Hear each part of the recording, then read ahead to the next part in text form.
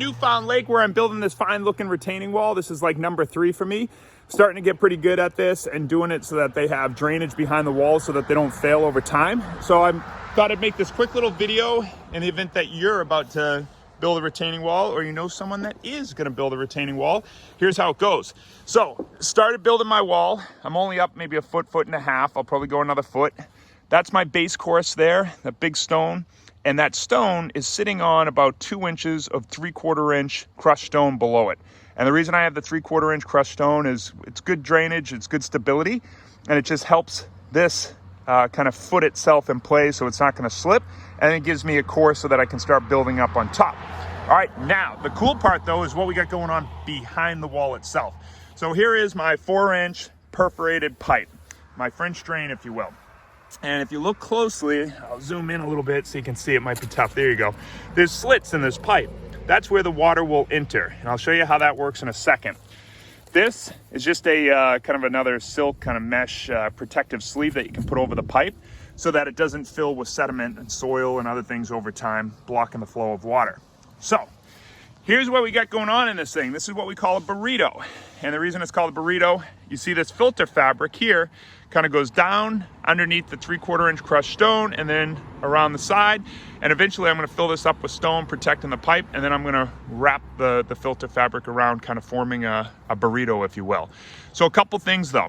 This filter fabric is awesome. And again, this is gonna come over like this, and I'm gonna fold this edge over here, protecting this area and protecting the pipe from that soil and sediment eventually clogging this thing over time. Okay, so that's part of it.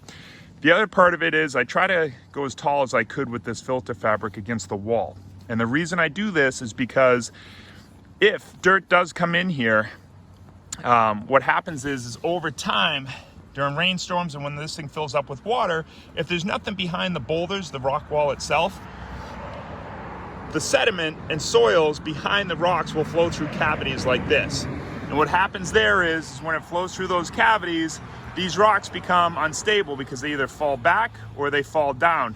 This becomes a void, a big cavity behind. So this filter fabric keeps the stuff, whether it's stone or whatever material you're using behind the wall, from flowing through these crevices. So filter fabric, you can get this at a lumber yard, hardware stores, etc. All right, so we talked about this. We talked about the 4-inch pipe, which is naturally sloped downward over on that side, so the water will take the path of least resistance and flow down and outward in front of the wall. And that's kind of the name of the game. We want to basically use this as a mechanism to divert water away from building up behind the wall, causing a failure, and putting it somewhere else. And in this case, it's going down that way and out in front, draining properly. So my next step here is I'll fill this area up with some more 3/4 inch crushed stone. And then I'm gonna basically just kind of bend this over, and I'll take some of this as much as I can, fold it over on the top, and then I'll put my other soil, sand material on top of that filter fabric, forming that nice burrito.